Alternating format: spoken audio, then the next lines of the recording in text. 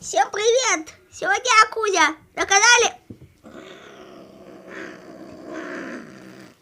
У нас новый гость. Поздравляем!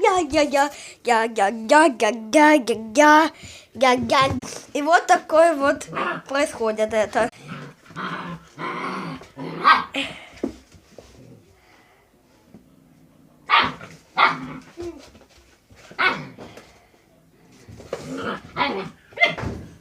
Вообще без комментариев. Этот щенок зовут Вьюга. Вы уже к нам привезли его 3 февраля.